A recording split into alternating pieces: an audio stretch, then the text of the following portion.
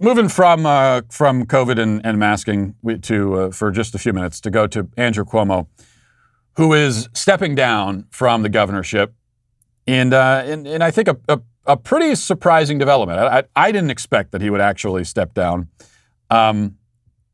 although in hindsight, it makes sense because the entire political machine had turned against him.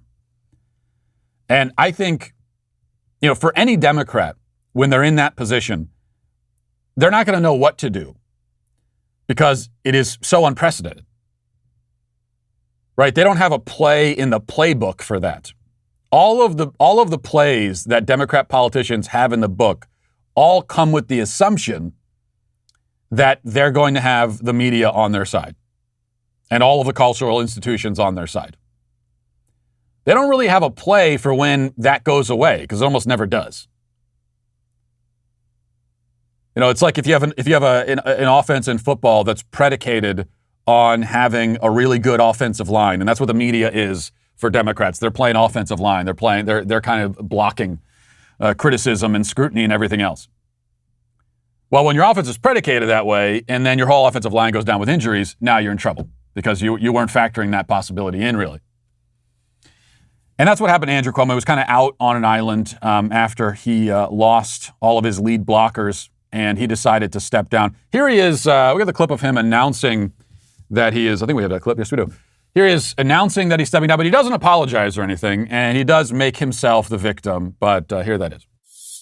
In many ways, I see the world through the eyes of my daughters, Cara, Mariah, and Michaela.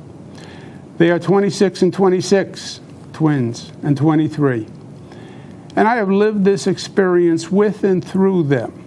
I have sat on the couch with them, hearing the ugly accusations for weeks. I have seen the look in their eyes and the expression on their faces, and it hurt. I want my three jewels to know this. My greatest goal is for them to have a better future than the generations of women before them. It is still in many ways a man's world. It always has been.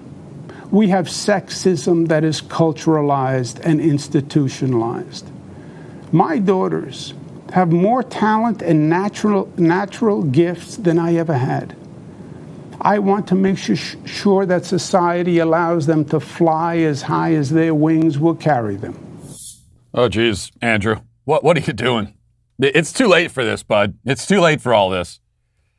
But again, this is the only play he has in the book as a Democrat. He doesn't know what else to do. He thinks he's going to save himself somehow by doing the girl power shtick now. The greatest people I know are women. Men are scum. The women are the greatest. They will fly as high as their wings will carry them. Women are angels flying through the sky, graceful, beautiful specimens, while we men are down here in the muck. We disgusting men. It's no good. It's too late. You lost. Your team abandoned you. This is it, Andrew. I don't know what to tell you. And speaking of his team, the media now has flipped to being very much anti-Cuomo, which is an interesting development in general because he is a Democrat. Also, it's hard to think of immediately anyway any recent example of someone crashing and burning like this, going from such highs to such lows politically in such a short amount of time. It was only a year ago that the media was almost literally singing his praises as choirs of angels singing praises for the Lord Almighty. I mean, that's almost what they were doing. He was winning Emmys. He was on book tours. He was being hailed as the greatest, most popular politician in the country a year ago. And now he's on his way out the door. Let's go back, and this is always fun to do, go back through memory lane. And just remember, here's a compilation that was put together by someone, not me, of the media extolling the virtues of Andrew Cuomo. And all of these clips are, again, not all that long ago. Let's watch this. David, we're standing by for Governor Cuomo's press conference, his daily briefing. How would you contrast Cuomo and President Trump's handling of the crisis? Truth versus mendacity. Governor Cuomo out there day after day after day, everything Trump isn't. Honest, direct, brave. Real leadership of the kind the President of the United States should have provided. Governor Cuomo is clearly living in a totally different reality, the actual one, than the President of the United States. Governor Cuomo has become a national leader. For a lot of people, Andrew Cuomo has become the leader of the Democratic Party. He is conveying incredible strength. You spoke to National Guard troops today in a stirring speech that, if I wasn't listening carefully, I thought you were sending soldiers off to war. This has been a remarkable show of leadership by Governor Cuomo in recent days.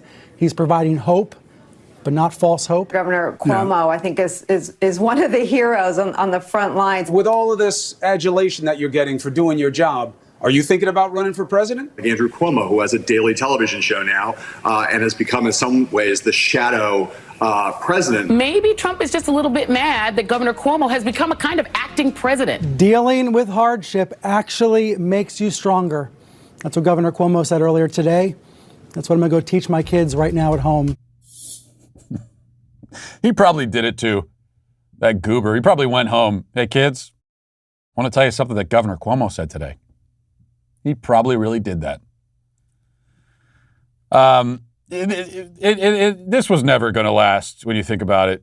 And it was even weird at the time, not because Andrew Cuomo was actually a disaster as a governor and he was directly responsible for thousands of people dying, especially elderly people in nursing homes. That's not what made it weird to see the media singing his praises, because the media sings the praises of horrible Democrat politicians all the time, who have overseen horrific disasters that have led to many people dying. I mean, that's a normal thing. But what made it strange is that Andrew Cuomo is, an old white guy, and yeah, they like Biden, but they've never talked about Biden in the same kind of terms that they were using for Cuomo. And generally, this kind of adulation, he's a hero, he's this and that, that is reserved for non-white, especially non-male people. So in some ways, it never could last. This couldn't continue. And now they've all turned on him. Why did they turn on him? That's an interesting question. We can only speculate.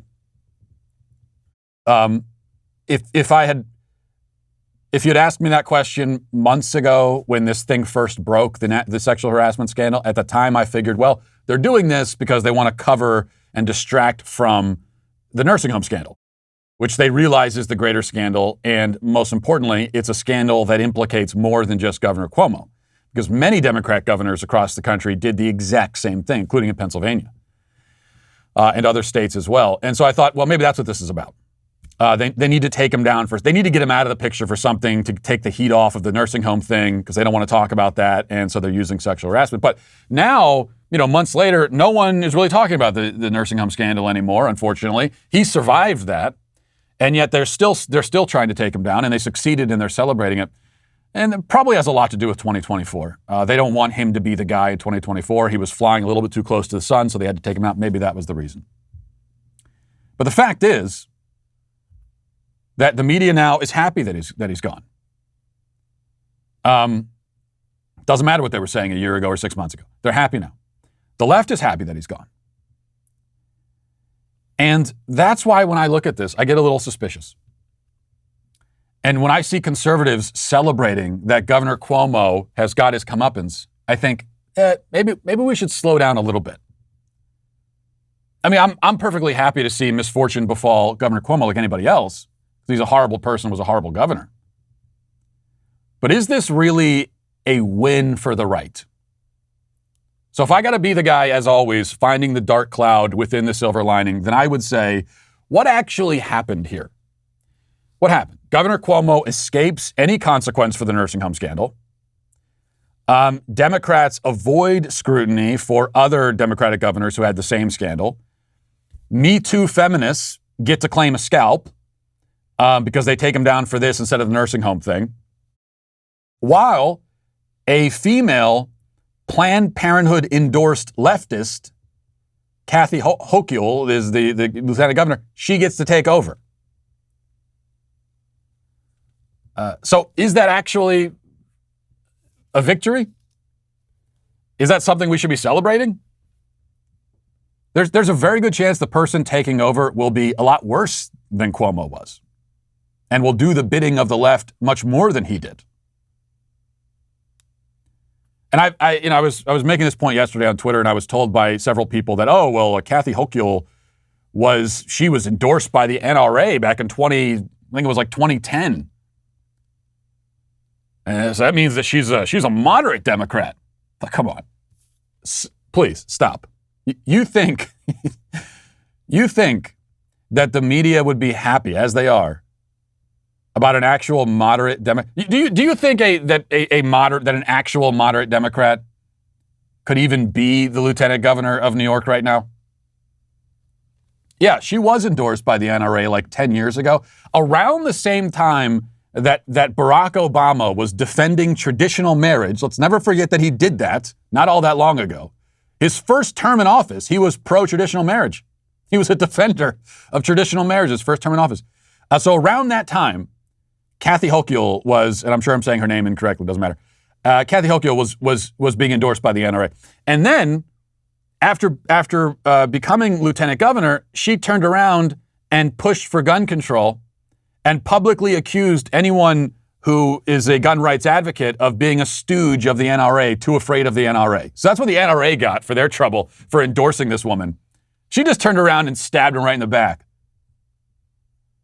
Okay, she took the shank out and shanked them right in the back when they weren't looking. That tells you a lot more about the NRA endorsing a New York Democrat than it does about the New York Democrat herself. But she is endorsed by Planned Parenthood, and I can guarantee you right now that she is going to be more ideological and more of a leftist than Andrew Cuomo was. So, word of warning. On one hand, yeah, it's nice to see him go down for this, but on the other hand, it might be a loss for Andrew Cuomo, and that's what you're celebrating. It is not really a loss for the Democrats. They're happy about this. This works out for them. And they play the game. I hate to say it, but it's true that the left and Democrats, they play the game at a different level from most conservatives and Republicans. Which is why many conservatives can't see this as anything but a great thing. Well, he's a Democrat and something bad happened to him, it's a good thing. Democrats are playing at a different level. And they're thinking 5 steps ahead. Maybe we should start doing the same. Well, I hope you enjoyed that clip from the Matt Walsh Show. If you did, go ahead and hit that subscribe button right down there so you can stay up to date on all of our future content.